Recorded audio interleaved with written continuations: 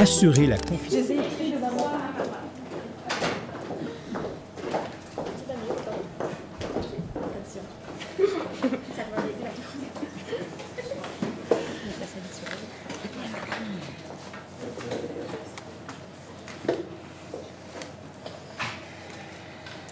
Donc, bonjour tout le monde, bienvenue à la ronde préliminaire 2. Je mentionnerai aux spectateurs de rester silencieux tout au long du quiz pour le respect et la concentration des candidats. Je nous présente à nouveau, on est Chloé Fortin, la juge, Jessie Mercier, la directrice, et moi-même, Marie-Pierre, votre animatrice. Donc, pour confirmer les numéros d'équipe, l'équipe 8 et l'équipe 3, parfait. Et la langue de préférence toujours en français? Oui. C'est parfait. Donc, pour la ronde préliminaire 2, il n'y a pas d'élimination. Obtenir le maximum de points. La somme des deux rondes préliminaires déterminera votre adversaire pour les quarts de finale. Toutes les équipes vont en quart de finale. Pour les rappels, interdit d'appuyer sur le témoin avant que l'animateur ait débuté la lecture de la question. Tous les membres de l'équipe peuvent répondre. La première réponse entendue sera retenue. Les participants peuvent se consulter avant de répondre. Une fois le premier mot donné, les participants ne peuvent plus se consulter. 5 secondes pour répondre. Il y a 20 questions par quiz et il y a 5 questions supplémentaires en cas d'égalité. C'est bon? Donc, la question en français sera en haut et la question en anglais sera en bas. On va tester les témoins, s'il vous plaît.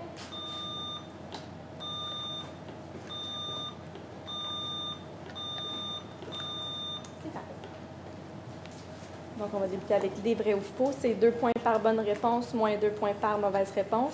Il n'y a aucun droit de réplique et il y a 6 questions. Donc, on débute. Bon quiz. Donc, vrai ou faux, les raisons qui mènent les travailleurs à adhérer à un syndicat comprennent l'insatisfaction au travail et le syndicat. Votre parole? Faux. Mauvaise réponse.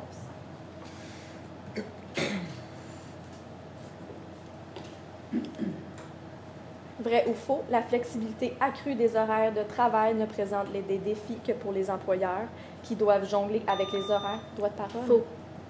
Bonne réponse.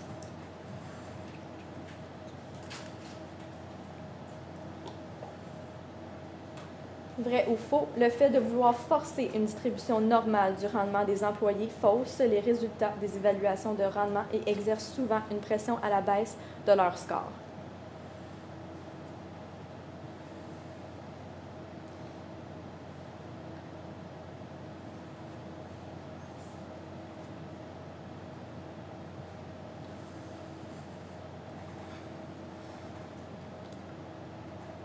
La question est retirée. La réponse était vraie.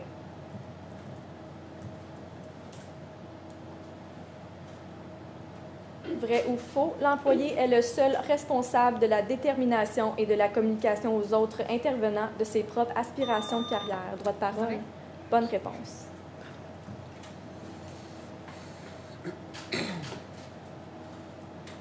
Vrai ou faux, une classe d'emploi est un regroupement de postes similaires et de valeurs égales visant droit de parole? Vrai. Bonne réponse.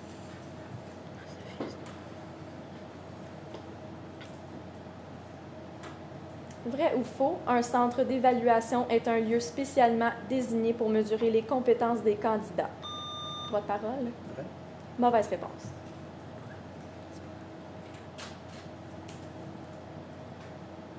On passe donc aux questions à choix multiples. C'est 2 points par bonne réponse, moins 1 point par mauvaise réponse. 1 point par bonne réponse en droit de réplique, moins 1 point par mauvaise réponse en droit de réplique. Il y a 10 questions, un seul droit de réplique accordé. L'équipe peut demander à l'animateur de terminer la lecture des questions. Première question. Quel élément parmi les suivants contribue au succès d'un système de planification de la relève? A. Promettre une promotion. B. Expliquer le processus à tous les employés. Droit de parole? B. Est-ce que vous pouvez répéter? B. Oui, bonne réponse.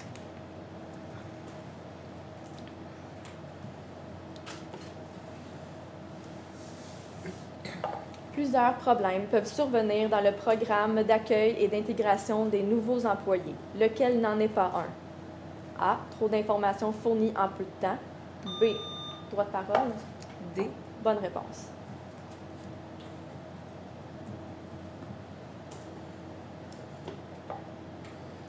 Comment s'appelle l'effet d'exclusion d'un groupe de personnes du fait de leur race, sexe, droit de parole? A. Bonne réponse.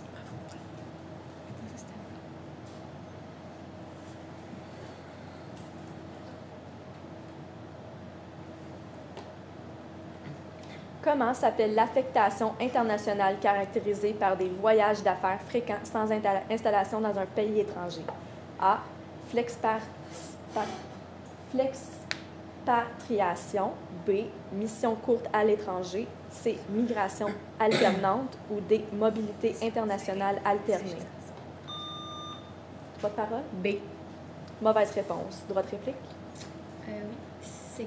Mauvaise réponse, c'est A. L'expatriation. Merci de me le faire répéter.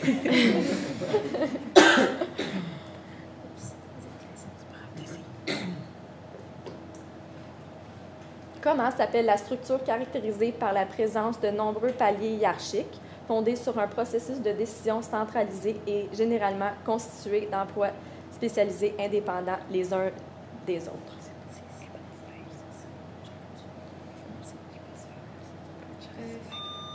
C. Droit de parole? Bonne réponse.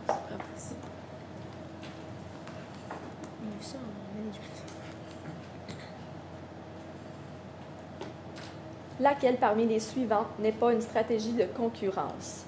A. Stratégie de différenciation. B. Stratégie ciblée. C. Stratégie de domination.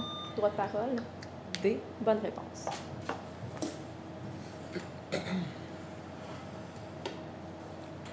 Comment s'appelle la forme de négociation intégrative dans laquelle les employés acceptent, en échange d'avantages divers, l'implantation de nouvelles méthodes de travail à la suite de changements? Droit de parole? B. Négociation sur la productivité. Bonne réponse.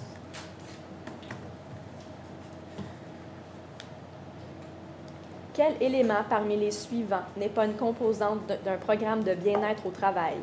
A. Gymnase. B. Droit de parole. A. Mauvaise réponse. Droit de réplique.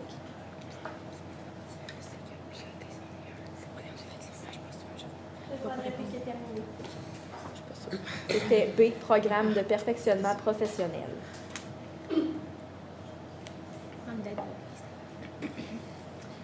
L'échelle suivante est de quel type? L'agent de vente par téléphone détermine les besoins des clients et procure de l'information exacte avec efficacité et courtoisie. De presque jamais à toujours. Donc, A, échelle d'évaluation fondée sur le comportement. B, échelle de choix forcé. C, échelle conventionnelle améliorée. Ou D, échelle d'observation des comportements.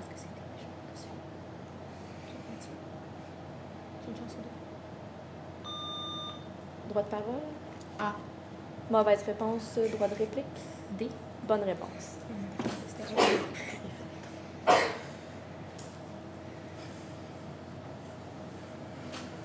Bonne réponse. Les bonnes. Oui, c'est ça. Ah.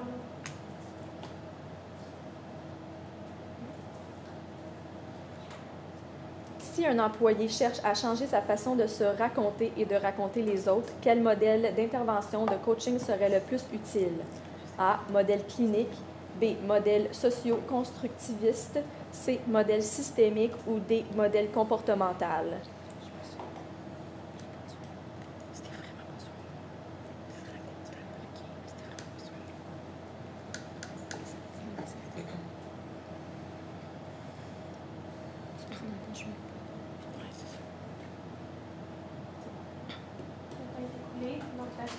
Donc, La réponse était B. Modèle socio-constructiviste. Donc, on passe aux questions à réponse courte.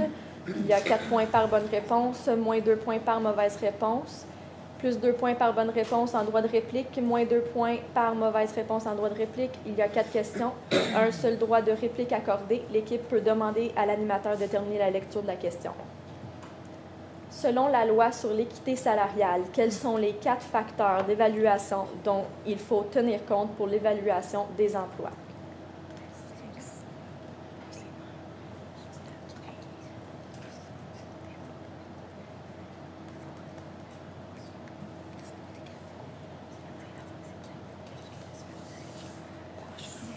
le temps est écoulé. La question est retirée. La réponse est qualification, responsabilité, effort et conditions de travail. Expliquez 2 tendances actuelles en recrutement mentionnées dans l'article de Roux. Je sais pas c'est quoi l'article de Roux. C'est ce que c'est. Non. C'est pas l'automatisation de processus. Non, c'est ça.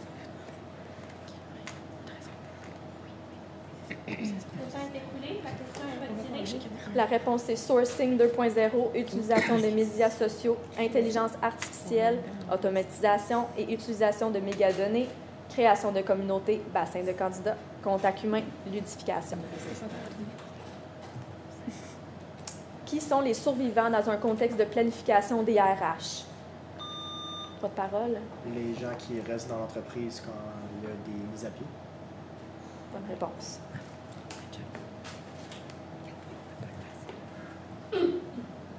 Qu'est-ce qu'une organisation apprenante? Votre parole. Une organisation qui a la capacité d'acquérir et de traiter des nouvelles informations pour ensuite les appliquer à ses propres méthodes de travail et processus. Bonne réponse. C'est ce qui complète donc ce quiz, l'équipe gagnante et l'équipe 3. Merci.